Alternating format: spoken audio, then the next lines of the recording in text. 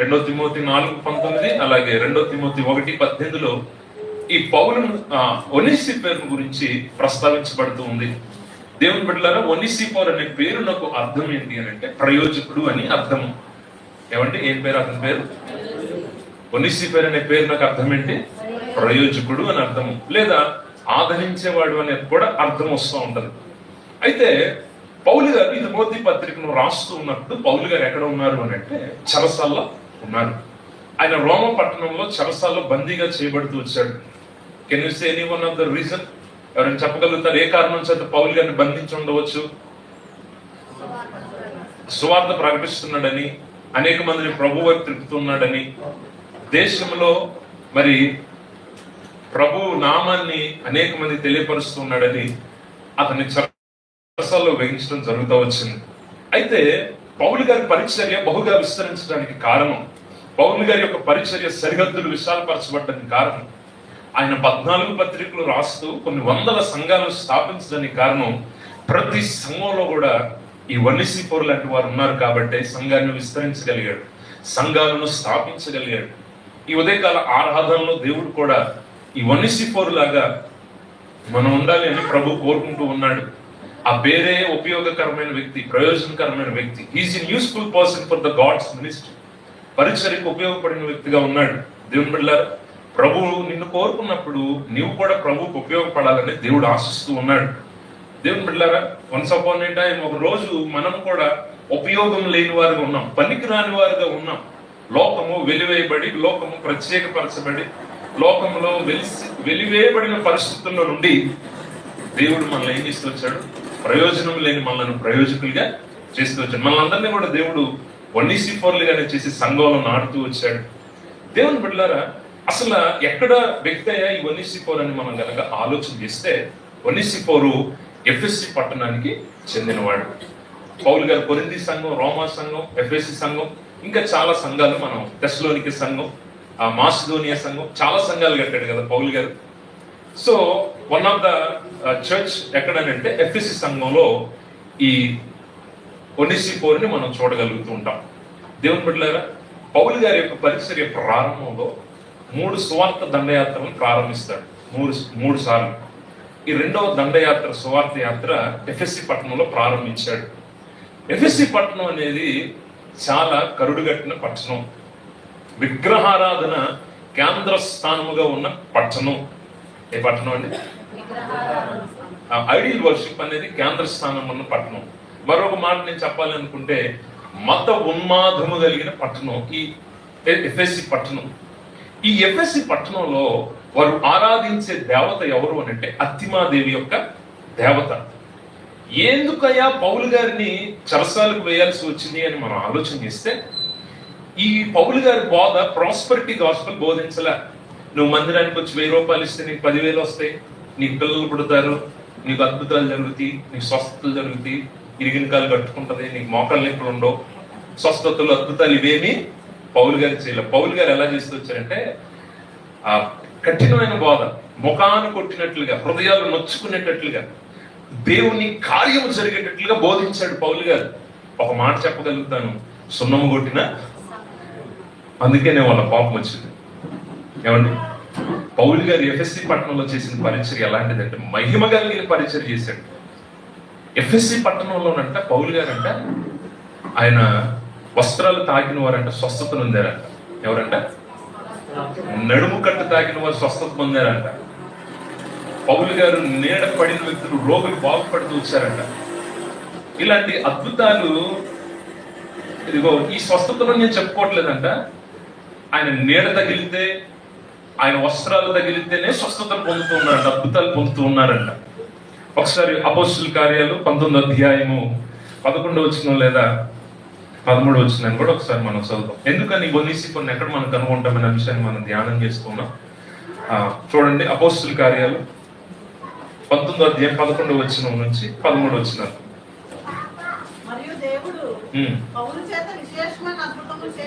విశేషమైన అద్భుతములు చేయించిన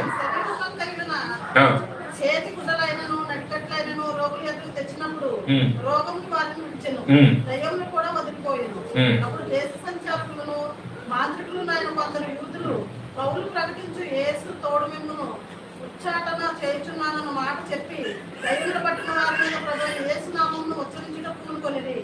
యూదుడైన చాలు. పౌలు గారు ఎఫెసులో పరిచర్య ప్రారంభించినప్పుడు జరిగిన అద్భుతాలు ఏంటో ఇక్కడ మనం చూస్తూ ఉన్నాం. అపోస్తలుడైన పౌలు గారిని దేవుడు ఏ విధంగా వాడుకున్నాడు ఇక్కడ మనం చూస్తూ ఉన్నాం. రోగగ్రస్తులు ఎలా స్వస్థత పొందారు ఇక్కడ మనం చూస్తా ఉన్నాం. అంతకు మించిన ఒక కార్యం ఏం జరుగుతూ వచ్చింది అంటే, ఆ దేశంలో ఉన్న మాంత్రికులందరూ కూడా దేవుని నామాన్ని ఉచ్చరించేటట్లుగా పౌలు గారు తన మహిమ కలిగిన వాక్యాన్ని, ప్రభు వాక్యాన్ని వారికి బోధిస్తూ ఉన్నారు. ఇవన్నీ కూడా ఏం జరుగుతూ వచ్చాయనంటే, ఎఫెసీ పట్టణంలో ఉన్న ప్రజలకు కోపాన్ని రేకెత్తించాయి. వారిలో కలిగిన ద్వేషాలు కలుగుతూ వచ్చాయి. దేవుని బిడ్డలారా, ఇంకా మనం కొంచెం కిందకి కనుక వచనాలు మనం చదువుకుంటూ వచ్చినట్లయితే, 17వ వచనం నుంచి కనుక మనం చదివితే, ఈ సంగతి ఎఫెసులో కాపురం ఉన్న సమస్తమైన యూదులకును గ్రీసు దేశస్తులకు తెలియవచ్చినప్పుడు వారందరికీ భయము కలిగిను. గనుక ప్రభువైన యేసు నామం గణపరచబడిను. విశ్వసించిన వారు అనేకులు వచ్చి తాము చేసిన వాటిని తెలియజేసి ఒప్పుకొనిది. మరియు మాంత్రిక విద్యను అభ్యసించిన వారు అనేకులు తమ పుస్తకములు తెచ్చి అందరి ఎదుట వాటిని కాల్చివేసి వారి లెక్క చూడగా 1050 వెండి రోకలాయను. ఎలాంటి పరిచర్య ఎఫెసు పట్టణంలో జరుగుతొచ్చింది తెలుసా? భయంకరమైన విగ్రహారాధికుల మధ్య, భయంకరమైన మత ఛాందస్వాదుల మధ్య దేవుని నామం మహింపరచబడుతూ వచ్చింది. హల్లెలూయా. అందుకనే దానియేలు గ్రంథంలో కూడా మనం గమనించినట్లయితే రాజు అంటాడు, వీరి దేవుడు పూజార్హుడు అని అంటాడు. ఆయన మన దేవుడు ఆరాధనకు అర్హుడు. ఆయన అన్య దేవతల్లో అన్యులు కూడా దేవుని నామాన్ని ఉచ్చరిస్తున్నారు. ఆశ్చర్యకరమైన సంగతి ఏంటి అని అంటే, మాంత్రికులు కూడా ఏం చేస్తారంటే దేవుని నామాన్ని ఉచ్చరిస్తున్నాడు. ఎంత గొప్ప దేవుడు మన దేవుడు, ఆయన ఆరాధనకు యోగ్యుడు ఆయన. కాబట్టి గమనించినట్లయితే వారి మాంత్రిక పుస్తకాలు తెచ్చి ఏం చేస్తున్నారంట? ఏ పట్టణాన్ని గురించి చెప్తున్నాను ఇక్కడ? ఎఫెసీ పట్టణంలో. ఎక్కడ ఈ వనిసిపోర్ను మనం కనుక్కుంటున్నాం ఆయన అంటే ఎఫెసీ సంఘంలో, ఎఫెసీ పట్టణంలో నుండి మాంత్రికులు వచ్చేసి, మేము మంత్రిస్తున్న ఈ మంత్ర పుస్తకాలు, ఈ మాంత్రికులు కలిగిన ఈ పుస్తకాలన్నీ కూడా శక్తి లేదు, వీటిల్లో జీవం లేదు, వీటి వల్ల ప్రయోజనం లేదని చెప్పేసి ప్రజలందరి ముందు తెచ్చి ఏం చేస్తున్నారు? ఆ మంత్ర పుస్తకాలన్నింటిని వేసి కాల్చి వేస్తున్నారండి. ఎంత గొప్ప భాగ్యం ఉంటుంది. ఏ రీతి అయిన పరిచర్య, ఏ రీతి అయిన వాక్యాన్ని పౌలు గారు ఎఫెసీ పట్టణంలో బోధించారో ఒకసారి మనం ఆలోచించాలి. దేవుని బిడ్డలారా, నిర్జీవమైన వాటిని మేము పూజిస్తూ ఉన్నాము అని ప్రజలకు గ్రహించేటట్లుగా పౌలు గారు బోధించారు. కాబట్టి స్వస్థతలే ప్రైమరీ ఇంటెన్షన్ గా పౌలు గారు పెట్టుకోలేదు, కానీ వాక్యాన్ని బోధించాడు. స్వస్థత దేవుడే చేసుకుంటాడని వదిలేసుకుంటూ వాక్యాన్ని కేంద్రంగా పెట్టుకొని బోధించే పరిచర్య అతను జరిగిస్తూ వచ్చాడు. ఇలా చేస్తూ ఉన్న క్రమంలో ఆ ప్రజలందరికీ కూడా ఏం కలుగుతూ వచ్చింది అంటే, వారికి బాధ కలిగింది. వారిలో కొంతమంది నచ్చని వారు ఉన్నారు. అయ్యో, ఎఫెసీ పట్టణం అంతా మార్చబడతా ఉంది. ఎఫెసీ పట్టణంలో ప్రజలు, మాంత్రికులు కూడా మంత్రాలు వదిలేసి, పుస్తకాలు చించేసి, కాల్చివేసి, ఇదిగో జీవం కలిగిన దేవుడి వైపు తిరుగుతూ ఉన్నారని బాధపడుతూ, వారికి కలిగిన ఒక వ్యాధి ఏంటో తెలుసా? వీరందరూ దేవుడిని తెలిసేసుకుంటే మా దేవుని ఎవరో ఆరాధిస్తారు అని అక్కడ రాజ అధికారులకు భయం కలుగుతూ వచ్చింది. అందుకని కొంచెం కింద వచ్చిన కూడా మనం చదివితే మనం కొంచెం ఒనిసిఫోర్ గురించి కూడా ధ్యానం చేసే ప్రయత్నం చేద్దాం. ఒకసారి 26వ వచనం, ఎందుకు పౌలు గారి మీద తిరస్కరించారు ప్రజలంటే, ఇదిగో ఈ రకంగా బోధించాడు పౌలు గారు. ఏ రకంగా బోధించాడు తెలుసా? ఒకసారి 26వ వచనం చదువుదాం. అపోస్తలుల కార్యాలు 19వ అధ్యాయం 26వ వచనం. అయితే చేతులతో చేయబడినవి దేవతలు కావని ఈ పౌలు చెప్పి ఎఫెసులో మాత్రం కాదు, దాదాపు ఆసియా అంతటా బహుజనమును ఒప్పించి త్రిప్పి ఉన్న సంగతి మీరు చూచి ఉన్నారు. మరియు ఈ మన వృత్తి యందు లక్ష్యము తప్పిపోవటే గాక మహాదేవి అయిన అర్తిమాదేవి గుడి కూడా తృణీకరింపబడి ఆసియందంతటను భూలోకమందంతను పూజింపబడుచున్న ఈమె యొక్క గొప్పతనము తొలగిపోనని భయమవుచున్నదని వారితో చెప్పాను. అది విని రౌద్రముతో నిండిన వారే ఎఫెసీయులు అర్తిమాదేవి. చూసారండి ఎలాంటి బోధ చేశాడో పౌలు గారు? అనేక మంది ప్రజలను ఒప్పింప చేశాడంట. ఎవరు సత్యమైన దేవుడు? సత్యములో నుండి సర్వసత్యములోనికి ప్రజలను నడిపిస్తూ వచ్చాడు. మేము నమ్ముకున్నదే సత్యం అనుకుంటే కాదు నాయన, సర్వసత్యం ఒకటి ఉన్నది, జీవము కలిగిన దేవుడు ఒక ఆయన ఉన్నాడు, ఆయన మీరు నమ్ముకోవాలని ఒప్పించాడంట. ఒక్క ఎఫెసీ పట్టణం కాదంట, ఆసియా ప్రతి పట్టణాన్ని ఒప్పించాడంట. ఏమండి, చేతులతో చేసేవి దేవతలు కావు, దేవుళ్ళు కావు. ఏమండి, ఈ రకంగా బోధిస్తే ఈరోజు కొట్టేస్తారు కదా. అందుకే నేను పౌలు గారిని ఏం చేశారు, చరసాలు వేశారు. వారికి ఏం కలుగుతూ వచ్చిందంటే విగ్రహాలు తయారు చేసేస్తున్నారు. మట్టితో విగ్రహాలను తయారు చేసి అర్తిమా దేవి ఆకారాలను విగ్రహాలను తయారు చేసుకొని ప్రజలకు అమ్మేస్తున్నారు. దానివల్ల ఏమొస్తున్నాయి, డబ్బు వస్తుంది. ఇప్పుడు ప్రజలందరూ దేవుడిని ఆరాధించడం మానేస్తే యేసు ప్రభుకి విగ్రహాలు ఏమి ఉండవు కదా. వారు విగ్రహారాధన చేయరు కాబట్టి, విగ్రహాలు ఎవరో కొనరు కాబట్టి మన లాభాలు తగ్గిపోతాయి అని చెప్పేసి పౌలు గారి మీద. So what I'm saying is that reason behind why Paul went in to jail. ఎందుకు పౌలు జైల్లోకి వెళ్ళవలసి వచ్చింది అని అంటే, ఇదిగో ఈ రకమైన సువార్త పరిచర్య చెప్పడాన్ని ప్రారంభించాడు కాబట్టి.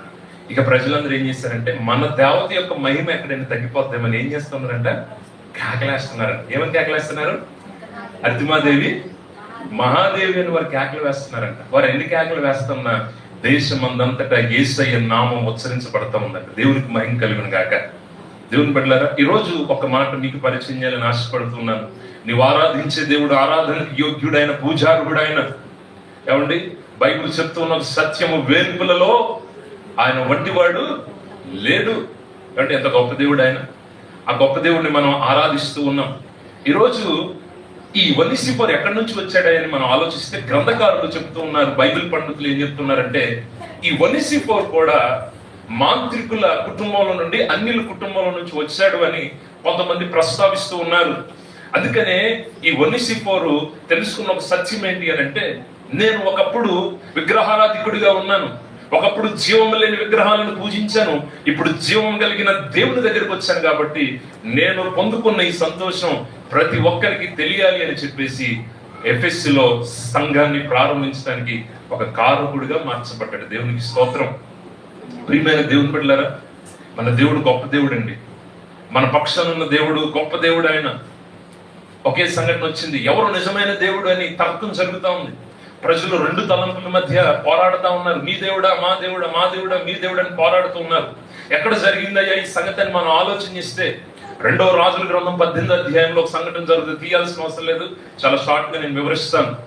ఏంటి అక్కడ జరిగిన సంగతి అని అంటే, ఒక ప్రక్కన బయలుదేరు. ఇక్కడ గమనించండి, ఎఫెస్సి పట్టణంలోనే అర్తిమాదేవి. అక్కడ మనం గమనించినట్లయితే రాజుల గ్రంథంలో వారు బయలుదేవతను ఆరాధిస్తూ ఉన్నారు. ఒకరోజు బయలుదేవతలకు, బయలుని ఆరాధించే ప్రజలకు, అలాగే యెహోవా దేవుడిని ఆరాధించే ప్రజలకు మధ్య తర్కం ఏర్పడింది, మీ దేవుడా మా దేవుడా అని. అప్పుడు వారందరూ కూడా ఒక పర్వతం మీదకు ఎక్కి అక్కడ వీరు ఒక పోటీని పెట్టుకుంటా ఉంటారు. ఒక 2 ఎడ్లను వధించి మాంసమును బలిపీఠం మీద పెట్టి మంటను నిప్పును ఉపయోగించుకోకుండా దేవుడే ఆకాశాన్ని తెరిచి ఇదిగో అగ్నితో ఆహుతి చేయాలి, ఇదంతా కూడా ఆహుతి చేయాలని మీరు పోటీ పెట్టుకుంటారు. సరే, మీ అందరికీ బాగా తెలుసు బయలుదేవత తరపున ఎంతమంది ఉన్నారండి? ఇంచుమించు 400 మంది ఉన్నారు. యెహోవా దేవుని తరపున ఎవరున్నారు? ఏలియా ఒక్కడే ఉన్నాడు. సరే, ఇక మీరు ఏం చేస్తా ఉన్నారు? బయలుదేవతలు 400 మంది పొద్దున్న నుంచి స్టార్ట్ చేశారు. ఏమని స్టార్ట్ చేశారు? బైలా బైలా, ఇదిగో ఇక్కడ అగ్ని కొరకు మేము ఎదురు చూస్తా ఉన్నాం, నువ్వు అగ్ని కురిపించమంటే వారు ఉదయకాలం నుండి సంధికాలం వరకు కూడా ప్రార్థనలు చేస్తూనే ఉన్నారు, పూజలు చేస్తున్నారు. కానీ వారి దేవుడు ఆలకించాడా? కొంచెం ఏలియా గారు ఇంకా చమత్కారంగా వాళ్ళు ఇంకా రెచ్చగొడుతున్నాడు. ఏమని రెచ్చగొడుతున్నాడు తెలుసా? ఒకవేళ మీ దేవుడు నిద్రపోతున్నాడు, మీలో 400 మంది ఉన్నారు కదా, ఒక 50 మంది కలిసి వెళ్ళి లేపంటే వెళ్ళి మళ్ళీ ఇంకో మాట అంటున్నాడు, ఒకవేళ ఆయన ఏమన్నా జర్నీలో ఉన్నాడేమో, యాత్రలు చేస్తున్నాడేమో, వెళ్ళి ఒకళ్ళు వెళ్ళి తెలుసుకురాపోయారా? ఇక ఎంత చేసినా వినట్లేదని చెప్పేసి వాళ్ళు ఏం చేశారు తెలుసా? వాళ్ళ పిచ్చ భక్తిని బయట పెట్టుకున్నారు. అలా శస్త్రములు తీసుకొని గాయాలు చేసుకున్నారు. ఈ రకంగానైనా మనం రక్తాలు చిందించుకుంటే మన దేవుడు మన మాట ఆలకిస్తాడేమో. ఎంతసేపు చేసిన తర్వాతలా ఏలియా ప్రార్థన చేశాడు, ప్రభువా ఈ ప్రజలందరూ నిజమైన దేవుడు తెలుసుకున్నట్లుగా నీ కార్యాన్ని జరిగించు ప్రభు అని. ఒక్క నిమిషం ప్రార్థన, ఆకాశం తెరవబడి దేవుని అగ్ని కురిపించబడి ఆ బలిపీఠాన్నంట దహించి వేసిందంట. దేవునికి మహిమ కలుగును గాక. ప్రియమైన దేవుని బిడ్డలారా, ఇంత గొప్ప దేవుడిని మనం ఆరాధిస్తూ ఉన్నాం. విగ్రహారాధికుల మధ్య మనం జీవిస్తూ ఉన్నప్పుడు మన దేవుని యొక్క గొప్పతనాన్ని చాటగలిగే క్రైస్తవుడుగా నువ్వు ఉన్నావా? నీ దేవుని మహిమను కనపరచగలిగే క్రైస్తవుడుగా విశ్వాసం ఉన్నావా? దేవుడి దినాన్ని నీతో మాట్లాడుతూ ఉన్నాడు. ఈ ఎఫెసీ పట్టణంలో ఉన్నంట ఈ సువార్త పౌలు గారు ప్రకటిస్తూ ఉండగానంట, ఇదిగో ఈ ఒనేసిఫోరు మంత్రికుల మంత్ర పుస్తకాలు చించివేసి దేవుడు నిజదేవుడు యేసే దేవుడు అని ఎలాగో ప్రజలు గమనించుతూ వచ్చారో, తను కూడా యేసేని తెలుసుకోవడం ప్రారంభించాడు. తను కూడా సంఘాన్ని స్థాపించడం ప్రారంభించాడు. అయితే ఇక్కడ మనం గమనించినట్లయితే ఎఫెసీ పట్టణం ప్రజలందరూ కూడా రోమా పట్టణంలో ఉన్న చెరసాల్లో ఈ పౌలు గారిని ఉంచడం జరుగుతూ వచ్చింది. చెరసాల్లో ఉన్న పౌలు గారు ఇప్పుడు పత్రిక తిమోతికి రాస్తూ ఒనేసిఫోరు గురించి ఒక 3 అనుభవాలు అక్కడ రాస్తూ వచ్చాడు. 2 తిమోతి 1వ అధ్యాయంలో మనం చూస్తూ ఉంటాం. ఏమేంటి 3 అనుభవాలు అంటే చదువుతాం ఒకసారి. అతడు అంటే ఎక్కడికి వచ్చాడంట? రోమా పట్టణానికి వచ్చాడు. ఎక్కడి నుంచి వచ్చాడు? ఎఫెసీ పట్టణం నుండి రోమా పట్టణానికి వచ్చాడు. పౌలు గారు ఇంకో మాటను పరిచయం చేస్తున్నారు. ఒనేసిము అంట నా సంఖ్యల విషయంలో ఈ 3 అంశాలు రాసుకోండి మీరు. దాని మీద నేను మీకు 3 అనుభవాల ఆత్మీయ సత్యాలు బోధించి నా వర్తమానాన్ని ముగిస్తాను. 1 రోమా పట్టణానికి వచ్చాడు. 2వదిగా ఏం చేస్తూ వచ్చాడు? సంఖ్యల విషయంలో సిగ్గుపడలేదంట. ఎఫ్ఎస్సిలో పరిచయం చేసే విషయంలో, ఉపచారం చేసే విషయంలో వెనకడుగు వేయలేదనే అంశాన్ని అక్కడ మనం చూస్తాము. ఓకే, మొదటిగా పౌలు గారు ఎక్కడున్నారు మీరు అందరు చెప్పండి? రోమపట్నంలో. ఎక్కడున్నారు? చెరసాల్లో ఉన్నాడు? విశ్వాస ఇంట్లో ఉన్నాడా? చెరసాల్లో ఉన్నాడు. పత్రిక ఎవరికి రాస్తూ ఉన్నాడు? తిమోతికి రాస్తూ ఉన్నాడు. అప్పటికి తిమోతి ఎఫెసీ పట్టణంలో ఉన్నాడు, దర్శించడానికి వెళ్ళాడు. సో ఆ ఎఫెసీ పట్టణం ఉన్నప్పుడు ఎఫెసీలో ఉన్న తిమోతికి పత్రిక రాస్తూ ఉన్నాడు. ఎవరి గురించి రాస్తా ఉన్నాడు? ఎవరి గురించి రాస్తా ఉన్నాడు? ఒనేసిఫోరు గురించి రాస్తా ఉన్నాడు. ఈ పత్రిక రాసేటప్పుడు మొదటి మాటను మనం ధ్యానం చేద్దాం. అతడు రోమాకి వచ్చాడు. ఎక్కడికి వచ్చాడండి? రోమాకి వచ్చాడు. ద కిలోమీటర్స్ క్యాలిక్యులేషన్ ఎంత ఉంది అంటే, ఎఫెసీ పట్టణం నుండి రోమా పట్టణానికి ఇంచుమించు 876 కిలోమీటర్లు దూర వ్యవధి ఉన్నదన్నట్లుగా మనం నెట్ లో కొట్టినా కూడా మనకు తెలుస్తుంది. ఎఫెసీ పట్టణం నుంచి రోమా పట్టణానికి ఉన్న దూరం. ఇప్పుడు చెరసాల్లో ఎవరున్నారు? పౌలు గారు ఉన్నారు. ఇప్పుడు ఈ విశ్వాసం అవసరం అంటారా వెళ్దాం? పౌలు గారు పైన ఒక మాటను ప్రస్తావిస్తూ వచ్చారు. ఆసియాలోని వారందరూ నన్ను చదువుతారు. ఒక మాట ఎందుకు విడిచిపోయారంటే, పౌలు గారు ఏమయ్యారు? చెరసాల్లో ఉన్నారు. ఇప్పుడు మనం కూడా పౌలు గారితో పాటు ఉంటే ఏం చేస్తాము? మనం కూడా ఈరోజు చాలా మంది క్రైస్తవులు కూడా ఏంటో తెలుసు, ఆశీర్వాదం ఉన్నంతసేపు దేవుని పార్కులు అంటారు. వచ్చినంత శ్రమ రావడంతో ఏం చేస్తారు? అందరూ కూడా ఏం చేస్తారు? ప్రభువుని విడిచిపెట్టేస్తారు, ప్రభువుకి దూరం అయిపోతా ఉంటారు. ఈ పౌల్ వాట్ ఈస్ డిఫైనింగ్ ఇది ఏంటంటే, అతను ఏమి చెప్తూ ఉన్నాడు అంటే, నేను కూడా ఒంటరి అనుభవాన్ని అనుభవించాల్సి వచ్చింది. కారణం ఏంటో తెలుసా? నా దగ్గర ఉన్న వారందరూ కూడా నన్ను ఏం చేశారు? విడిచిపెట్టి వెళ్ళారని. కొన్నిసార్లు మన ఆత్మీయుల జీవితాల్లో కూడా అందరూ ఉండి కూడా ఒంటరిగా బ్రతికి క్రైస్తవులు చాలా మంది ఉన్నారు. కొన్నిసార్లు మన జీవితాలు కూడా ఒంటరి అనుభవాల్లోకి వెళ్ళవలసిన పరిస్థితులు వస్తూ ఉంటాయి. ఒంటరితనాన్ని అనుమతించిన ప్రభువే ఈ ఒంటరితనంలో కూడా దేవుడు తన ఆత్మీయ సత్యాలు సంఘానికి, వ్యక్తులకు బయలుపరచాలని దేవుడు ఆశపడుతూ ఉన్నాడు. సీనాయి పర్వతం మీదకి ఇశ్రాయేలు అందరినీ తీసుకెళ్లలేదు, మోషే ఒక్కడినే తీసుకెళ్లాడు. దేవుని మర్మాలు, ప్రత్యక్షతను బయలుపరచడానికి. కర్మేలు పర్వతం మీదకి ఏలియాని దేవుడు తీసుకొని వెళ్ళాడు, తన ప్రత్యక్షతను బయలుపరచడానికి. అరణ్యానికి యేసుప్రభువు అప్పుడు కొనుక్కోబడ్డాడు. ఏమండి, యాకోబు జీవితం గమనించినట్లయితే యాకోబు జీవితం కూడా ఒంటరి జీవితమే. కానీ ఒంటరి జీవితంలో మర్మాలను, ప్రత్యక్షతను దేవుడు బయలుపరిచాడు. నీ ఒంటరి జీవితం ఎందుకో తెలుసు అనుమతించబడింది? ప్రభుతో మమేకం అవ్వాలి అని. దేవునికి స్తోత్రం. ప్రభుతో జీవించాలి అని, ప్రభు యొక్క హృదయాలను అర్థం చేసుకోవాలి అని కొన్నిసార్లు ఒంటరితనం అనుమతిస్తాడు ప్రభు.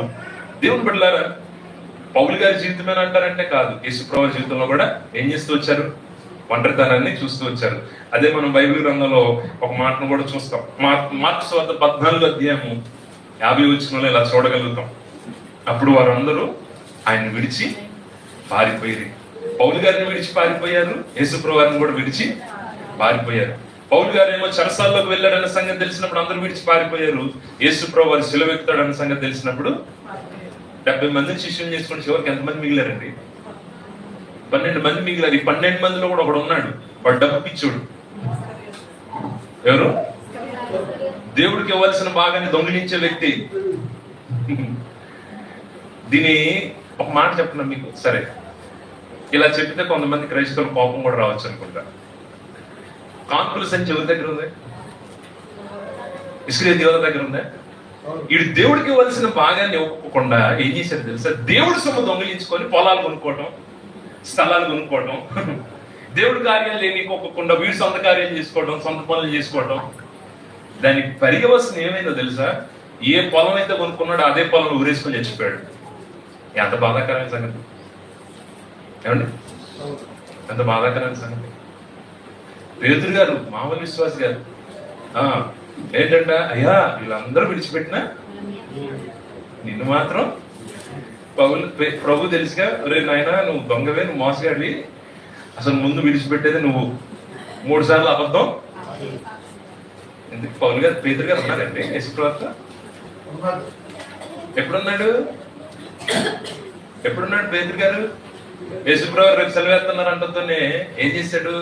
చలిమంట దగ్గర అబద్ధం, దేవుడు మాకు తెలియదని విడిచిపెట్టలేదు పేతురు గారు. యేసుప్రభు సెలవేస్తుంటే ఎవరైనా ఉన్నారండి యేసుప్రభు దగ్గర? అందరూ చెట్ల చాటున, గోడల చాటున, రాళ్ల చాటు నుండి చూస్తా ఉన్నారు. కాబట్టి ఈ రోజు నీ దగ్గర బంధువులు ఒకవేళ ఉన్నారంటే నీ దగ్గర డబ్బు ఉన్నంతసేపు ఉంటారు, నీ దగ్గర సంపద ఉన్నంతసేపు ఉంటారు. కష్టాల్లో నిలబడేవారు నిజమైన స్నేహితుడు, నిజమైన బంధువు. ఎవరు ఉన్నా లేకపోయినా నీవు ఆరాధించే దేవుడు నీ ఒంటరితనంలో ఇమ్మానుయేలుగా తోడై ఉంటాడు. హల్లెలూయా. దేవుని బిడ్డలారా, పౌలు గారినే ఒంటరితనం అనుభవించినట్లు చేస్తే, ఏమంటే యేసుప్రభు జీవితంలో ఒంటరితనం అనుభవించినప్పటికీ కూడా దేవుని ప్రత్యక్షతలు వారు చూస్తూ వచ్చారు. ప్రియమైన దేవుని బిడ్డలారా, మరి మనం గమనించినట్లయితే ఎవరూ కూడా ప్రభుత్వం నిలబడలేదు. ఈరోజు చాలా మంది, ఒకప్పుడు సంఘం 200 మంది ఉన్నారు, ఒకప్పుడు 300 మంది ఉన్నారు, ఇప్పుడు చూస్తే 100 మంది ఉన్నారండి. ఎందుకు? వీళ్ళందరూ కూడా సమస్యలు తట్టుకోలేని వారు, వాళ్ళందరూ ఆశీర్వాదాల కొరకు వచ్చిన వారు, వాళ్ళందరూ స్వస్థల కొరకు వచ్చిన వారు. కానీ అంతవరకు నిలబడ్డవారు ఎవరంటే ప్రభుతో పాలిభాగస్తులైన వారు, ప్రభు శ్రమలు అనుభవించిన వారు. అందుకేనండి ఒకప్పుడు మా సంఘం 300 మంది సంఘం అండి. మా పరిచర్య ప్రారంభంలో ఏమండి ఒక్కళ్ళు ఇద్దరితో ప్రారంభించబడిన సంఘం, ఒక చోట 200 మంది సంఘం. ఎందుకు క్రమేపీ తగ్గిపోతూ వచ్చారంటే కులాన్ని చూసుకొని ఆగిపోయారు, మతాన్ని చూసుకొని ఆగిపోయారు, బంధువులు పెడుతున్న దాడులు చూసి ఆగిపోయారు, కొంతమంది స్వస్థతల కోసం చూసి ఆగిపోయారు. కానీ చివరిగా మిగిలిన వాళ్ళు 100 మంది ఉంటారు, వాళ్ళు దేవుని సరళతలో నిలబడిన వారు. అలాంటి వారే సంఘంలో దేవుడు కావాలని కోరుకుంటూ ఉన్నాడు. దేవుని బిడ్డలారా, ఇక్కడ మనం గమనించినట్లయితే రోమ పట్టణానికి వచ్చాడని పౌలు గారు ప్రస్తావించాడు. ఇప్పుడు రోమా పట్టణం గురించి చిన్న చరిత్ర చెప్తాను మీకు. రోమా పట్టణాన్ని పరిపాలిస్తున్న వ్యక్తి ఎవరు అంటే నీరో అగస్టిన్ సీజర్ అనే వ్యక్తి ఉన్నాడు. 57వ శకం లేదా 57వ సంవత్సరంలో ఒక భయంకరమైన క్రియను ఈ నీరో చక్రవర్తి జరిగిస్తూ వచ్చాడు. రోమా పట్టణాన్ని పరిపాలిస్తున్న నీరో చక్రవర్తి ఎలాంటి వాడో తెలుసా? Psycho, sadist person. రోమా పట్టణంలో కొన్ని ప్రాంతాలన్నింటినీ తగలబెట్టించేసి ఏం చేశాడో తెలుసా? పిడేలు వాంచుకుంటూ కూర్చున్నాడు. మీకు తెలుసు కదా, ఎంటర్టైన్డ్ గా ఫీల్ అవుతున్నాడు. వాడే పట్టణాలు తగలబెట్టేసి దాని నిందని ఎవరి మీద మోపాడు తెలుసా? క్రైస్తవుల మీద మోపాడు, యూదుల మీద మోపి యూదులందరినీ ఊచకోత కోయించాడు తెలుసా. అంత బహు క్రూరుడైన రోమా పట్టణాన్ని పరిపాలిస్తున్న నీరో చక్రవర్తి 57వ సంవత్సరంలో అతని యొక్క దృష్టాంతం, అతడు ఎంత క్రూరుడో తెలుసండి. సొంత తల్లిని చంపేశాడు, సొంత చెల్లిని చంపేశాడు. 31 సంవత్సరాలకి దాన్ని కూడా ఊరేసుకొని చచ్చిపోతాడు. బహు భయంకరుడుగా ఉన్న నీరో చక్రవర్తి పరిపాలనలో రోమా పట్టణంలో ఎఫెసీ అపోస్తలుడైన పౌలు గారు ఉంటే ఈ ఒనేసిఫోరు ఏం చేస్తున్నాడంట? ఇప్పుడు రోమా పట్టణం వెళ్ళడానికి అడుగులు వేస్తున్నాడు. దేవునికి స్తోత్రం. ఆల్రెడీ చావు ఉన్నదన్న సంగతి కూడా తెలుసు. నేను ఒకవేళ ఇప్పుడు రోమా పట్టణంలో అడుగు పెడితే నేను కూడా దేవుణ్ణి తెలుసుకున్నాను అని తెలిస్తే నన్ను కూడా చెరసాల్లో వేయొచ్చు, లేదా నన్ను కూడా చంపేయచ్చు. అయిన మరణానికి వెనుతీకోకుండా నిలబడిన వ్యక్తి ఒనేసిఫోరు. దేవునికి మహిమ కలిగిన గాక. ఏం చెప్తున్నాడు పౌలు గారు ఈ దినానంటే, త్యాగం చేసే క్రైస్తవుడు కావాలి. ఎవరు కావాలి? వెనుకడుగు వేయని క్రైస్తవుడు కావాలి. శ్రమ చూసి పారిపోయే క్రైస్తవుడు అక్కరలేదు. సమస్య చూసి ఆగిపోయే క్రైస్తవుడు దేవుడికి అక్కరలేదు. ఏమండి, ఒనేసిఫోరు నుంచి దేవుడు ఈ ఉదయాన్ని మనకి చక్కటి అనుభవాన్ని నేర్పిస్తున్నాడు. ఏంటంటే వెనుకడుగు వేయని వ్యక్తిగా కనపడుతున్నాడు. రోమాన్ని పరిపాలిస్తున్న నీరో చక్రవర్తి క్రూరుడైనప్పటికీ కూడా పౌలు గారిని కలవాలి. నన్ను ఆత్మీయంగా పెంచిన నా సేవకుడు ఇప్పుడు కష్టాల్లో, శ్రమల్లో, బంధకాల్లో ఉన్నాడు. ఎవరైనా వచ్చి ఆదరిస్తే బాగుండని ఎదురు చూస్తా ఉన్నాడు. ఒనిసిఫోరు త్యాగం చేసుకున్నాడు, కంకణం కట్టుకున్నాడు, ప్రాణ త్యాగం చేసుకోవడానికి ఆయన సిద్ధపడి రోమా పట్టణానికి వెళ్తూ వచ్చాడు. నేను దాని దూరం చెప్పాను, పరిస్థితి చెప్పాను. దూరం ఏమో 800 కిలోమీటర్ల పైగా. పరిస్థితి ఏంటి అని అంటే క్రైస్తవులు చంపే ఉన్మాదులు లేదా క్రైస్తవులు చంపే అంతకుడు ఉన్నాడు, నీరో చక్రవర్తి. అన్ని తెలిసినా కూడా ఏం చేస్తూ వచ్చాడు? పౌలు గారిని కలవడానికి వెళ్తూ వచ్చాడు. ఈరోజు క్రైస్తవులని మీకు ఇరుకాల సమయంలో దేవుడు చెప్తున్నాడు, ఒనిసిఫోరు లాగా త్యాగం కలిగిన జీవితం కావాలని దేవుడు కోరుతూ ఉన్నాడు. దేవునికి మహిమ కలిగిన గాక. ఏమండి, ఎంతమంది అలా జీవించగలుగుతున్నారు? ఎంతమందికి అంత త్యాగం ఉందండి? ఏమండి, ఈరోజు అనేక దేశాల్లో, అమెరికా, ఫ్రాన్స్, లండన్, అనేక కంట్రీస్ లో మనం గమనించినట్లయితే ఈరోజు క్రైస్తవులు మందిరానికి రావడానికే ఎక్కడలేని బాధలు. ఏమండి, ప్రభు కొరకు ఏదైనా చెయ్యాలి, త్యాగం అంటే ఆలోచన 1-2 సార్లు. ఏమండి, ఈరోజు అందరి చేతుల్లోనికి బైబిల్ ముద్రించబడతా ఉన్నాయి, పత్రికలు అందించబడుతూ ఉన్నాయి, సువార్త ఇన్ని దేశాలకు విస్తరించబడుతుందనంటే జాన్ మెకార్థర్ గారి సంఘ సభ్యులు ఉంటారు కొంతమంది. జాన్ మెకార్థర్ గారు చాలా ఉన్నతమైన గ్రంథాలను, ఆ బైబిల్ యొక్క వ్యాఖ్యానాలను రాస్తూ ఉంటాడు.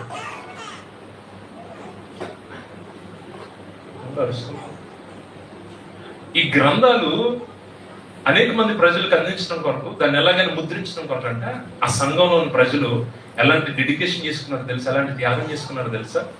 బ్లడ్ బ్యాంక్స్ కి వెళ్ళి ప్రతి 3 నెలలకు ఒకసారి వారు ఇస్తున్న బ్లడ్ ద్వారా వచ్చే డాలర్స్, మనీ ఏదైతే ఉందో వాటన్నిటిని కూడా అంట, ఉద్యోగస్తులైతే వారి వ్యాపారాల్లో కలిగిన లాభాలు తీసి దేవుని పరిచర్యకు త్యాగంగా ఇస్తే, మా దగ్గర ఏమీ లేవు అనుకుంటేనంట వాళ్ళు బ్లడ్ తీసి డొనేట్ చేసి ఆ డబ్బులతోనంట వారు దేవుని ముద్రలు, దేవుని వాక్యాలు, పుస్తకాలు ముద్రించడానికి త్యాగం చేశారంట. ఈరోజు మిమ్మల్ని రక్తాలు చిందించి త్యాగం చేయమని అనట్లేదు, కానీ నీ సమయాన్ని, నీ ధనాన్ని ప్రభు ఏ రీతిగా త్యాగం చేయగలుగుతున్నావు? నీకు ఇచ్చిన బలాన్ని, నీకు ఇచ్చిన సంపదను, నీకు ఇచ్చిన ఆరోగ్యాన్ని ప్రభు కొరకు ఏ రీతిగా త్యాగం చేయగలుగుతూ ఉన్నావు?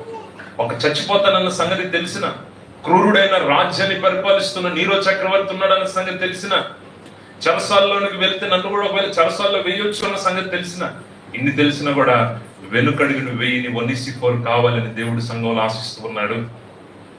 త్యాగం కలిగిన క్రైస్తవుని దేవుడు కోరుకుంటున్నాడు, విశ్వాసాన్ని కోరుకుంటూ ఉన్నాడు. ఎవరి డెడికేటెడ్ మినిస్ట్రీ లేదా త్యాగం కలిగిన పరిచర్య చేయగలిగిన వ్యక్తులను దేవుడు ఆశిస్తూ ఉన్నాడు. అందుకే మంది భక్తులు యేసన్ గారు ఒక పాట రాస్తూ వచ్చారు కదా, నీ ప్రేమ నాపై చల్లారిపోదు, మరణానికైనా వెనుదిరుగలేదు, మనలేనో నే నిన్ను చూడక, మహాగణుడనా యేసయ్యా, నీకేగా నా స్తుతి మాలిక, నీ కొరకే ఈ ఘన వేదిక. మరణానికైనా వెను తిరగలేదంట. మరణం వస్తుందని తెలుసు, శ్రమలు వస్తాయని తెలుసు, చెరసాలకు వెళ్తామని తెలుసు, అన్ని తెలిసిన చచ్చేలోపు కొన్ని ఆత్మలను రక్షించి చచ్చిపోతాననే డెడికేషన్, త్యాగం ఆనాడు అపోస్తులకి, పరిచారకులకు ఉంది. కాబట్టి ఈ రోజు ఆ పరిచర్య నీ దగ్గరకు వచ్చింది, ఆ ప్రేమ నీ దగ్గరకు రాగలుగుతూ వచ్చింది. ఈరోజు ఆ త్యాగం ప్రభు మనకు దయచేయను గాక. ఏమండి, ప్రభు కొరకు ప్రయాసపడదాం. ఎఫ్ఎస్సి పట్టణం నుండి ఎక్కడికి వెళ్ళాడంట? రోమా పట్టణానికి. కొంతమంది భక్తులు ఉంటారు, ఆదివారం వస్తే సార్లు అనుకుంటారు, ఇక మిగతా రోజులు మందిరం అక్కర్లేదు. కొంతమంది పక్కన ఉన్నా కూడా రారు. ఏమండి, ఎక్కడున్నా సేవకుడిని కలుసుకోవాలి. ఇన్ని సంవత్సరాలు అయింది, చాలా రోజులైంది, నాతో మా సేవకుడు మాట్లాడలేదు, చెరసాల్లో ఉన్నాడు, ఇప్పుడు నేను వెళ్ళి ఆదరించాలి, సేవకుడు ఏదైనా నాతో మాట్లాడితే నేను ప్రయాస వెళ్ళాడండి. ఏమండి, నిజంగా ఈ రోజు కూడా నేను ఆదివారం ఇదే వాక్యం కొనకంచులో పంచుకున్నాను. బండిపాల నుంచి కొనకంచికి 2.5 కిలోమీటర్లు. అమ్మ మీరందరూ ఎలా వచ్చారంటే నడుచుకుంటూ వచ్చామండి. మేము ఆటోల్లో రావట్లేదంటే ఎవరు ఆపట్లేదండి, బండ్లు వెళ్ళిపోతా ఉన్నాయండి, అందరం మాట్లాడుకుంటూ నడుచుకుంటూ వచ్చాము. ఏమండి, ఇంకో కొంత బాధ అయింది తెలుసా, కొంతమంది ఇక్కడ నుంచి అక్కడికి క్రిస్మస్కి రాలేదు, సువార్త సభలకి. కొంతమంది అంటే అక్కడ ఉండి కూడా పక్కకు రాలేకపోయారు మీటింగ్స్. చాలా మంది రాలేదు. ఏదండి త్యాగం? ఏదండి? ఎవరి కొరకండి మీటింగ్లు? ఎవరి కొరకండి ప్రార్థనలు? సంఘం అంతా రాకపోతే ఆరాధన, బైబిల్ స్టడీ అవర్స్, లేకపోతే వారక్రమాలు ఎందుకండి? ఎందుకు నిర్లక్ష్యం చేస్తున్నాం మనం చాలాసార్లు? ఏమంటే సువార్త అందరి రోజుల్లోనికి వస్తున్నాం కదా, అంత్యకాలపు రోజుల్లోనికి వస్తున్నాం కదా. ప్రభు నీతో ఆశిస్తూ ఉన్నాడు. దేవుని రాలేకపోతున్నారు, ప్రయాసపడలేకపోతున్నారు.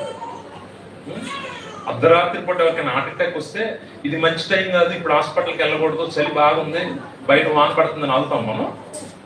చెప్పాలి, అందరూ మాట్లాడాలి. భారంగా ఫీల్ అవుతాం. ప్రభు సన్నిధి కావాలంటే అమ్మో చలేస్తుందండి, ఇప్పుడు వెళ్ళి కూర్చుంటే నాకు మంచులో జలుబు చేస్తుందండి. ఏ హాస్పిటల్కి వెళ్ళేటప్పుడు రాలేదా మంచు, హాస్పిటల్కి వెళ్ళేటప్పుడు రాలేదా చలి? ఎందుకు దేవుని విషయం నిర్లక్ష్యం చేస్తున్నాం? ఈ రోజు నీకు వనిసిపోని మాదిరిగా ఉంచాడంట. సస్తానన్న సంగతి తెలుసు, నన్ను కూడా జైల్లో వేస్తే వెయ్యొచ్చు అన్న సంగతి తెలుసు, అయినా త్యాగం కలిగి వెళ్ళాడు సేవకుని కలుసుకోవడానికి పౌలు గారిని. ఈరోజు ఆ త్యాగం నీలో ఉందా అండి? రాజ్బాబు గారు ఒక పాట పాడారు, ఎంత దూరమైనా అది ఎంత భారమైనా యేసు వైపు చూడు, నీ భారమంత తీరు, తీరానికి గమ్యానికి చేర్చు. భారాలు చాలా ఉన్నాయి, దూరం అనిపించవచ్చు, కానీ యేసు వైపు చూస్తే ఎంత దూరమైనా ఎంత భారమైనా అది భారంగా భరించబడదు. సంగమా, దేవుడి దినాన్ని నీతో మాట్లాడుతున్నాడు. నీలో త్యాగం కావాలని కోరుతున్నాడు ప్రభు. కొన్ని దేశాలు రక్తాలు చిందించి సువార్తను ప్రకటించడానికి ధనాన్ని వెచ్చిస్తూ ఉన్నారు. నేను అలా చేయమని కూడా కోరుకోవట్లేదు. ప్రభు కొరకు నీ సమయాన్ని, నీ బలాన్ని, నీ డబ్బుని ఏ రీతిగా త్యాగం చేయగలుగుతాం, ఏ రీతిగా ప్రభు మహిమ సంఘాలను విస్తరించడానికి పోరాడుతూ ఉన్నాం. ఏమండి, విగ్రహారాధికులు దేశంలో సంఘాన్ని స్థాపించడానికి ఎంత త్యాగం కలిగాడు. ఈ ఒనిసిఫోర్ ఎఫెసి పట్టణంలో అర్తిమా దేవి యొక్క వ్యక్తులు ఎంతో మంది ఉన్నారు. మత ఉన్మాదం జరుగుతున్న దేశంలో కూడా సంఘాన్ని నిలబెట్టడానికి ఒనిసిఫోర్ కుటుంబం ఎంత త్యాగం చేస్తుంది. మరణానికి కూడా వెనుకడుగు వేయకుండా నిలబడ్డారు. ఈ రోజు అట్టి క్రైస్తవులు దేవుడికి కావాలండి. ఎందుకండి, మన జీవితానికి ఒక పరమార్థం లేకపోతే ఎందుకండి? దేవుని కొరకు ఉపయోగపడిన జీవితాలు, దేవుని కొరకు పనిచేయని జీవితాలు, దేవుని కొరకు త్యాగం చేయలేని జీవితాలు, ఒక మాట చెప్పమంటారు, మార్చరీ రూమ్ లో ఉన్న డెడ్ బాడీస్ తో సమానమైన ఉపయోగం ఉంటుందండి? ఉపయోగం ఉంటుందా? క్రియలు లేని విశ్వాసం. ఈరోజు ప్రభు నడు, ప్రభు నాకు త్యాగం దయచే ప్రభు నడు. ఏమంటే ప్రభు నీ త్యాగం అడగాలి, దేవునికి దయచేయమని అడగండి ప్రభువుని. ఒనిసిఫోర్ల నుండి ప్రభు మనకు నేర్పిస్తున్న ఒక సత్యం, త్యాగం కలిగిన వ్యక్తి, వెనుదిరిగిన వ్యక్తి. రెండోదిగా మనం గమనించినట్లయితే ఒనిసిఫోర్లో ఏం చూస్తా ఉన్నామంటే, ఒనిసిఫోర్లో ఏమంటే సంఖ్యలను గురించి సిగ్గు పడలేదు. ఓకే, సంఖ్యలు అంటే అనుభవం దేన్ని చూపిస్తూ ఉంటది? అవమానానికి గుర్తుగా ఉంటుంది. పల్లెటూరు ప్రాంతాల్లో అయితే ఏం చేస్తూ ఉంటారో, ఎవరైనా పోలీసులు అధికారులు కనుక వారి ఇంటికి వస్తే ఏం చేస్తూ ఉంటారు? అమ్మో ఇప్పుడు మేము వారి ఇంటికి వెళ్తే మమ్మల్ని కూడా ఏం చేస్తారు? పనిష్ చేస్తారు. వాళ్ళ ఇంటికి వీళ్ళు వెళ్ళారేంటి, వాళ్ళు అసలు ఏదో అన్యాయం చేశారు, వీళ్ళకి వాళ్ళ సంబంధాలు ఉన్నాయని చెప్పేసి ఎవరి ఇంట్లో సంఖ్యలు పడ్డ వాళ్ళు ఉన్నారంటే వాళ్ళ ఇంటికి వెళ్ళడానికి కూడా ఇష్టపడరు, వెళ్ళడానికి నచ్చదు. పౌలు గారు సంఖ్యల చేత బంధించబడితే ఆ సంఖ్యల గురించి కూడా ఏం చేయలేదంట, సిగ్గుపడలేదు. ప్రభు ఈ దినాన్ని ఇంకో మాట నీతో చెప్పాలని ఆశపడుతున్నాడు. ఈ ఒనిసిఫోర్ల నుండి సిగ్గుపడనక్కర్లేని పనివాడు. చెప్పండి, సిగ్గుపడనక్కర్లేని విశ్వాసి. చెప్పండి, ఒనిసిఫోర్ త్యాగం కలిగిన వ్యక్తి, ఒనిసిఫోర్ సిగ్గుపడనక్కర్లేని విశ్వాసి. నా మట్టుకు నేను ఒక మాట చెప్తాను. ఒకవేళ సిగ్గుపడాల్సి వస్తే నేను అనుకుంటా కొంచెం తిండి దగ్గర ఎవరైనా డబ్బులు అడగాల్సి వచ్చినప్పుడు, ఎప్పుడైనా కొంచెం బాధపడి వేసుకోవాల్సి వచ్చినప్పుడు కొంచెం సిగ్గుపడతాం. కానీ బైబిల్ పట్టుకొని వెళ్ళాలన్నా, అన్నిల మధ్య ప్రార్థన చేయాలన్నా సిగ్గుపడనా? బైబిల్ చెప్తుంది సిగ్గుపడేవాడు నావాడు కాదు. అంటే ఇందాక ఒక మాట చెప్పడం మర్చిపోయాను. త్యాగానికి, ప్రయాసకి దేవుడు ఒక నిర్వచనం రాశాడు. క్రీస్తు కొరకు పడిన ప్రయాస it will not be useless. అది పనికి రాకుండా పోదండి, దానికి అంతా ప్రతిఫలం ఇస్తాడు దేవుడు. ఇక్కడ అంటున్నాడు, మళ్ళీ ఒకసారి దేవుడు హెచ్చరిస్తూ మాట అన్నాడు, సిగ్గుపడేవాడు నా వాడు కాదంట. కొంతమంది భక్తులు ఉంటారు ఈ మధ్య, మరి యవనస్తులు ఎలా తయారైపోయారంటే మందిరానికి వచ్చినప్పుడు బైబిల్ కూడా పట్టుకొని రావట్లే భక్తులు. చక్కగా ట్యాబ్ ఫోన్ తెచ్చేసుకున్నారు, అందులోనే amplified Bible, king James version Bible చూడడం కొంతమంది కదా, పట్టుకొని రావడానికి కూడా సిగ్గు. అందుకని ఒకసారి ఒక వచ్చిన నాకు బాగా టచ్ చేసింది. ఈ రోజు బైబిల్ ధ్యానం చేస్తుంటే ఒకసారి చూద్దాం అన్నమాట. మత్తయి సువార్త 10:32 వచ్చిన చదువుదాం.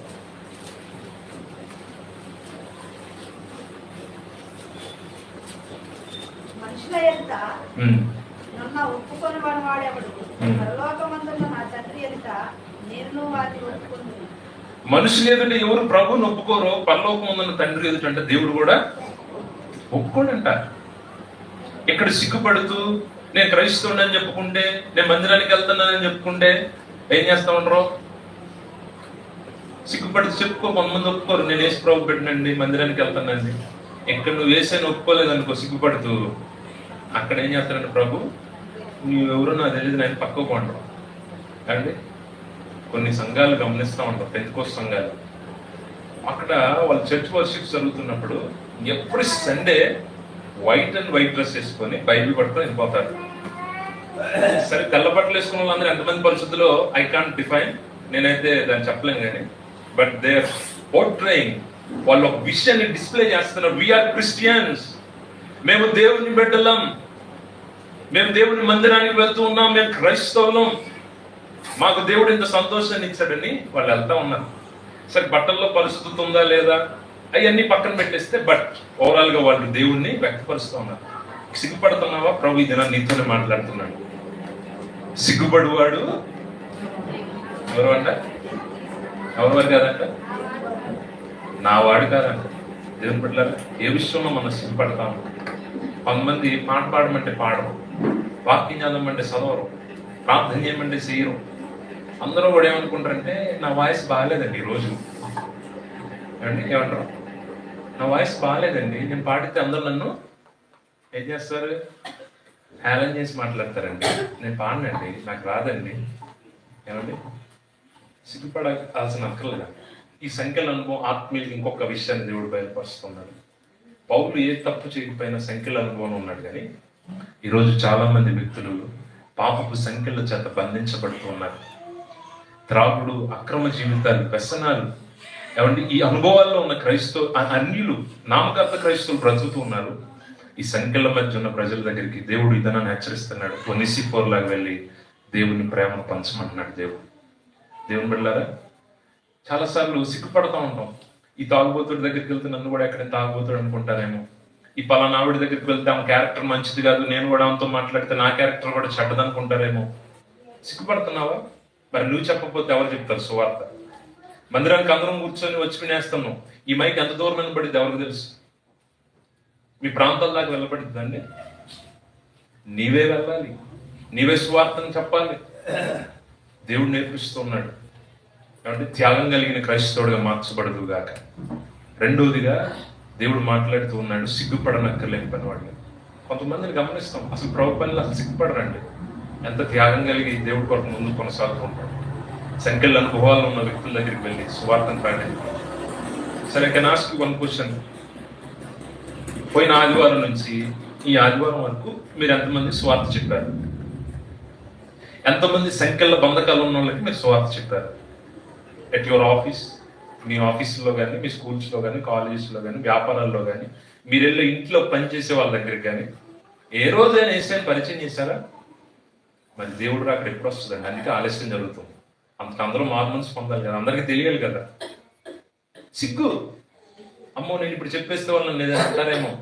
దేవుని బిడ్డలారా, ఎలా దేవుని సంఘంలోనికి విశ్వాసం తేగలుగుతాం? ఎలాగ దేవుని సన్నిధిలోనికి ఆత్మను రక్షించగలుగుతాం? నీవే చెప్పకపోతే సేవకుడు గొంతించుకొని అంతరిస్తే ఏం ప్రయోజనం అండి?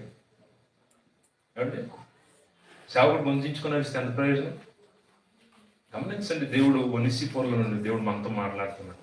మొదటిగానంట అతడు త్యాగం కలిగిన వాడు ఉన్నాడంట. రెండోదిగా ఏంటంట, అతడంట సిగ్గుపడలక్క నేను విశ్వాసం ఉన్నాడంట.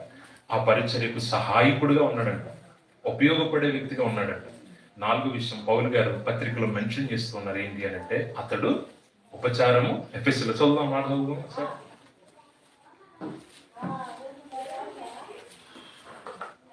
ఒకటో అధ్యాయం 17 వచ్చిన అనుకోండి, చదువుదాం. 18 వచ్చిన. మరియు అతడు ఎఫెసులో ఎంతగా ఉపచారం చేసినో అది నీవు బాగుగా ఎరుగుదువు. మరొక లక్షణాన్ని ఒనిసిఫోర్ గురించి దేవుడు మెన్షన్ చేస్తా ఉన్నాడు. ఏంటంటే ఎఫెసులో ఎంతగా ఉపచారం చేశాడు. ఉపచారం అంటే ఏంటంటే పరిచర్య. ఏం చేశాడండి? పరిచర్య చేశాడంట. నువ్వు చేస్తున్నావు పరిచర్య. ఏంటి పరిచర్య అంటే, కొంతమంది మైక్ ఇండియా గారు పాట పాడేస్తారు, మైక్ ఇండియా గారు ప్రార్థన చేస్తారు. ఏమండి, కొంతమంది పరిచర్య అనుకుంటే మందిరంలో పరిచర్య అంటే ఏమనుకుంటున్నారు తెలుసా? మైకుల్లో వాక్యాలు చెప్పడం, మైకుల్లో ప్రార్థనలు చేయటం, మైకుల్లో పాటలు పాడటం, ఇదంతా ఈ పరిచర్య అంతా ఎవరి కోసం? మనుషులందరూ నన్ను, ఒక్కొక్కరు విశ్వాసం ఉంటారు, నాకు తెలిసి సంఘానికి ఒకళ్ళు ఉంటారు అనుకుంటా, వాళ్ళు ఫస్ట్ పాట ఇస్తే పడరు, అయితే లాస్ట్ ఇద్దరు కానీ నాకు లాస్ట్ సాంగ్ అంటారు. ఎక్కడ? ఎందుకు? ఎందుకని మీరు చెప్పండి, ఎందుకని? ఇప్పుడు అందరూ వస్తారు కదా, మన టాలెంట్ చూపించవచ్చు కదా.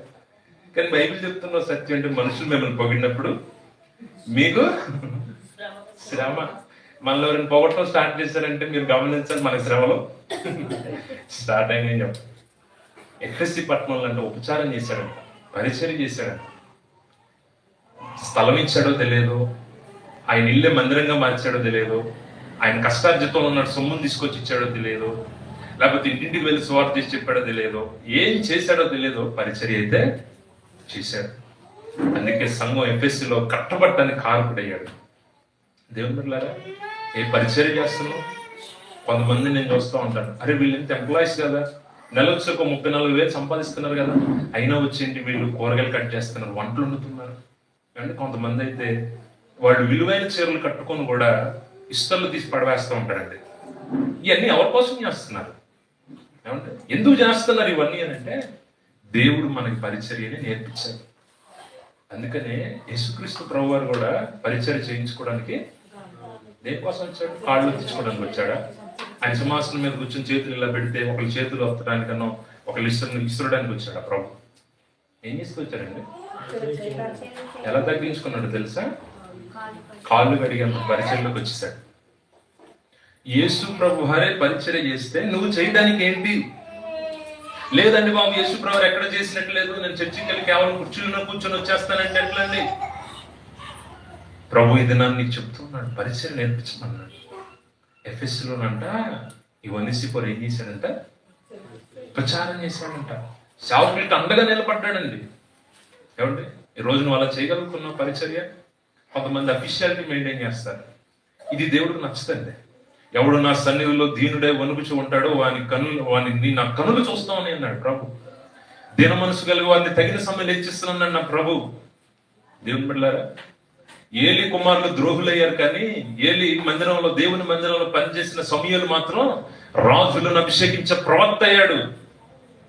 శావకుల పిల్లలు గర్వం వస్తే అందులో ఉన్న విశ్వాసులు త్యాగం కలిగి పరిచర్య ఏం చేశాడండి? సమయాలు మందిరంలో ఉన్నాడంటే ఏం చేయాలి? లేచిన కాడ నుంచి మందిరం తుడవాలి, మందిరం కడగాలి, ఉపకరణాలు శుద్ధీకరణ చేయాలి, దేవుని బలిపెట్టాలని, ఇవన్నీ చూసుకోవాలి కదా. ఎంత పరిచర్య చేశాడు? రాజులను అభిషేకించే ప్రవక్తగా చేశాడు. ఈ రోజు మన పిల్లలు కొంచెం మందిరం ఏదైనా పరిచయం చేస్తుంటే చేయబాకండి రా మీరు, వాళ్ళు చేస్తారు మీరు చేయబాకండి. ఆటంకి పరిచయ వాళ్ళు ఉన్నారండి. దాని దీవెనల్ని మనమే పోగొట్టేస్తున్నాం. ఎంతమంది పిల్లల్ని పరిచయకి అలా డెడికేట్ చేస్తున్నారండి? ఏమండి, ఎంతమంది పిల్లల్ని అలా పెంచగలుగుతున్నారు? పిల్లలు అలా చేయాలంటే తల్లిదండ్రులు కూడా చేస్తేనే పిల్లలు కూడా చూసి నేర్చుకోగలుగుతారండి. నేను అతిశయంగా చెప్పట్లేదండి. మా నాన్నగారు ఎప్పుడు కూడా ఏది చేసిన ముందు మీకు ఎన్ని టాలెంట్లు ఉన్నాయన్నది కాదు, పరిచర్య చేస్తున్నారా లేదు. మా సభలకు మేమే గుంజలు దొక్కునేవాళ్ళం అండి, స్టేజీలు కట్టుకునేవాళ్ళం అండి, ఫ్లెక్సీలు కట్టుకునేవాళ్ళం, మేమే లైట్లు కట్టుకునేవాళ్ళం. నాకు తెలిసి 3 సంవత్సరాల వ్యవధిలో అప్పుడప్పుడు మన సంఘస్థులు కొంతమంది జెంట్స్ అందరూ వస్తూ ఉంటారు, చూస్తూ ఉండరు, అన్ని మేమే చేసేసుకుంటాం. పరిచర్య అంటే అదే. ఎంతమంది చేయగలుగుతున్నారు అలా పరిచర్య? ఎవరు ఏదో బయట కార్యక్రమాలు జరుగుతున్నప్పుడు అందరూ వచ్చేసి వెళ్ళిపోయినట్లుగా వెళ్ళిపోతూ ఉన్నారండి. మోకాళ్ళు నడుములు ఉంచుకొని ప్రభు శిష్యుల పాదాలు గడుగుతూ వచ్చాడు. దాని సూచనే పరిచర్య అండి. దేవుని బిడ్డలారా, మెప్పు కొరకు ఎప్పుడు పరిచర్య చేయబాకు, మనుషులు పొగడతల కొరకు పరిచర్య చేయబాకు. కొంతమంది భక్తులు అయ్యగారు చూసిందా లేదని చూస్తూ ఉంటారు, కొంతమంది అయ్యగారికే ఇచ్చినట్టు చేస్తూ ఉంటారు. ఏమండి, రహస్యం చూస్తున్న దేవుడు అంట రహస్యంగా ప్రతిఫలాన్ని దయచేస్తారు. ఏమండి, మా సంఘానికి ఒక మామగారు వస్తుంటది, నెలకోసారి వచ్చేసరికి 2,000 కానికిస్తుంది. ఆ ఆదివారం నాడు మా నాన్నగారు అల్లా, నేను వెళ్ళా. ఆవిడ ఏం చేస్తుంది తెలుసా? అందరూ కానుకలు వేసేటప్పుడు కానుకలు ఇవ్వచ్చుగా, ఆ అట్లా ఇట్లా కానుక అందరూ అయిపోయాక ఆశీర్వాదం ఇచ్చాక అప్పుడు నా దగ్గరికి వచ్చి నా బాబు నాన్నగారికి ఇచ్చే ఈ డబ్బులు నేను ఇచ్చానని చెప్పు. ఏంటంటే నేను 2000 రూపాయలు ఇచ్చాను, పలానా మామగారు ఇచ్చారని చెప్పు. సరే అమ్మా చెప్తాలే. అప్పుడే వచ్చు కదంటే కొంతమంది దేని కోరుకుంటున్నారు? అధ్యక్ష పదవిని కోరుకుంటారు, కొంతమంది వెప్పును కోరుకుంటా ఉంటారు, కొంతమంది ఏదైనా పరిచయకు త్యాగం చేసి ఇస్తున్నా లేకపోతే ఏదైనా చేస్తా ఉన్నా, అయ్యగారు చూసారా నన్ను, అయ్యగారు నా పేరు చెప్పారా లేదా, నేను ఇచ్చిన కనుక అయ్యగారికి అందిందో లేదో, లేకపోతే మధ్యలో సంఘ పెద్దలని తీసేసుకున్నారేమో. ఏంటి ఎంత పరిచర్య అండి. 2 కొరింథీ 8 మాసిదోనియ సంఘం ఒక ఎగ్జాంపుల్ గా పెట్టాడు పౌలు గారు. నిరుపేదలంట దాతృత్వం కలిగి ధారాళంగా దేవుడికి దయచేశారంటారు. సామర్థ్యం కొలది మించిచ్చారంట దేవుడికి. వారి సామర్థ్యం 100 రూపాయలు ఇవ్వగలుగుతారు కానీ 1000 రూపాయలు ఇచ్చారంట. ఎంత పరిచర్యలో వాళ్ళు ఏ రీతిగా త్యాగం చేశారు. కష్టించే పని అయినా, పరిచర్య చేసే పని అయినా, ధనం ఇచ్చే విషయమైనా దాతృత్వంగా ఇచ్చి దేవుని మేలు పొందుకున్నారని 3 అనుభవాలు దేవుడు ఒనిసిఫోరు నుండి మనకు నేర్పిస్తూ ఉన్నాడు. మొదటి అనుభవం త్యాగం కలిగిన వ్యక్తిగా, ప్రయాసపడే వ్యక్తిగా చూస్తా ఉన్నాం. 2వదిగా సిగ్గుపడనక్కర్లేని విశ్వాసంగా చూస్తా ఉన్నాం. 3వదిగా పరిచర్య విషయంలో ఏం చేయట్లేదంట, వెనకడుగు వేయట్లేదు. చూడండి, లాస్ట్ కి రిఫరెన్స్ చూపించేసి నా వర్తమానాన్ని ముగించేస్తాను. హెబ్రీలకు రాసిన పత్రిక 6వ అధ్యాయం 10వ వచనం. హెబ్రీలకు రాసిన పత్రిక 6వ అధ్యాయం 10వ వచనం. మీరు చేసిన కార్యమును మీరు పరిశుద్ధులకు ఉపచారం చేసి ఇంకను ఉపచారం చేయుచున్న చేత తన నామమును బట్టి చూపిన ప్రేమను మర్చుటకు దేవుడు అన్యాయస్తుడు కాదు. దేవుని సంగమా, దేవుడి దినాన్ని మనతో మాట్లాడుతున్నాడు. సంఘంలో నీవు చేస్తున్న ఉపచారం, సంఘంలో నీవు చేస్తూ ఉన్న పరిచర్య, దేవుని ప్రేమకు గుర్తుగా నువ్వు చేస్తూ ఉన్న ఈ పరిచర్య, ఈ తగ్గింపు, ఇవన్నీ కూడా అంట ఏం చేస్తున్నాడు దేవుడు మరిచిపోవట్లేదంట. మరుపు లేని దేవుడు అంట ఆయన. మతి మరుపు లేదు. మనుషులకైతే మతి మరుపు ఉంటుంది. మనుషులైతే అన్ని మర్చిపోతారు. మనుషులైతే గాయాలు గుర్తుపెట్టుకుంటారంట, మేలులు మర్చిపోతారంట. కానీ మన దేవుడు అంట మతి మరుపు లేని దేవుడు అంట, మర్చిపోని దేవుడు అంట. సంఘం కొరకు పరిచర్యలో ఏ ఉపచారం చేస్తున్నావు ఆల్రెడీ చేసి ఇంకా ఉపచారం చేస్తున్నప్పటికంట మర్చిపోటకు దేవుడు అన్యాయస్తుడైన దేవుడు కాదండి. దేవుడు బిడ్డలారా, ఈరోజు దేవుడు నీతోనే మాట్లాడితే ప్రభు కొరకు ఏం చేస్తున్నావు, ఎవరు చూసినా చూడకపోయినా, ఎవరు ఇచ్చినా ఇవ్వకపోయినా, ఎవరు నీతో పరిచర్యలు అందరూ ఒకే రకంగా ఉండరు కదండి. ఒక్కొక్కళ్ళు ఒక్కొక్క రీతిగా. ఎప్పుడు కుటుంబం అంటే మా నాన్న 5 జైలు చూపిస్తూ ఉంటాడు. చూడండి 5 ఏళ్ళు ఎప్పుడు సమానంగా ఉన్నాయి అంటాడు. కానీ ఈ 5 ఏళ్ళు ముడవగలిగితే ఎలా ఉన్నాయి కింద చూడండి ఒకసారి. సంఘంలో ఇలా ఒక్కొక్కళ్ళు నాకు నచ్చినట్టుగా నాకు నచ్చి నిలబడితే సంఘం స్థిరపరచబడదు, సంఘంలో కార్యాలు జరగదు, సంఘం విస్తరించబడదు, సరిహద్దులు విశాలపరచబడదు. అందరూ ఒదిగిపోయి ఒక ఐక్యంలోనికి రాగలిగితే బలం చేకూర్చబడుతుంది. సాతాను గోడలు విరగొట్టగలుగుతాం, సాతాను గారిని సంఖ్యలు పెంచగలుగుతాం, సాతాను గారిని బంధించగలుగుతాం, సంఖ్యల బంధకాలను వారిని విడిపించగలుగుతాం. దేవుని బిడ్డలారా, ఏమి పరిచర్య కొరకు నువ్వు చేస్తున్నావో దాన్ని అంట మర్చిపోవటానికి మనుషులైనా మర్చిపోవచ్చు, విశ్వాసం మర్చిపోవచ్చు, సంఘ పెద్దలు మర్చిపోవచ్చు, అప్పుడైనా మర్చిపోవచ్చు, కానీ దేవుడు మర్చిపోడు. ఇంత చేసిన ఆయనకి ఏమైనా కలిగిందా అంటే పౌలు గారు ఆ పత్రిక రాస్తున్న ఒక మాట అన్నాడు, ఒనిసిఫోరు కుటుంబానికి కనికరము కలుగును గాక అన్నాడు. త్యాగము లేని క్రైస్తవుడిగా ఉన్న ఒనిసిఫోరు, త్యాగం కలిగి జీవించిన వ్యక్తి, మరణాల్లో వెనకదరుగు వేయని వ్యక్తి, సిగ్గుపడనక్కర్లేని విశ్వాసకున్న ఒనిసిఫోరు, పరిచర్య విషయంలో కూడా వెనకడుగేయకుండా ఉన్న ఈ ఒనిసిఫోరు కుటుంబానికి అంటే ఏం కలుగుతూ వచ్చిందంట? కనికరం కలుగుతూ వచ్చిందంట. చదివాము కదా అది. ఒనిసిఫోరు కుటుంబానికి కనికరము కలుగుందాక. దేవుని కొరకు చేసుకున్నది ఏదైనా సరే అండి, కనికరించుకుని ఉండే దేవుడు కాదాయన, మర్చిపోయే దేవుడు కాదాయన. దేవుని బిడ్డలారా, ఈ రోజు వాక్యమైన నీతో దేవుడు ఒకవేళ మాట్లాడితే, ప్రభువా నన్ను కూడా త్యాగం చేసే హృదయాన్ని నాకు దయచేయండి ప్రభువా, గుప్పెళ్లను విప్పి పరిచర్యను విస్తరింప చేయుటకు నా వంతుగా ప్రయాసపడే హృదయాన్ని నాకు దయచే ప్రభు అని దేవుడిని అడుగు. ఇంకా తలాంతులుండి, దేవుడిచ్చిన కృపావరాలుండి ఇంకా వాటిని మట్టిలో పాతిపెట్టే బుద్ధిహీనుల్లాగా ఉన్నావేమో, సిగ్గుపడనక్కర్లేని పనివాడిగా నీకు ఇచ్చిన తలాంతులు, నీకు ఇచ్చిన కృపావరాలు ప్రభు కొరకు వినియోగించినట్లుగా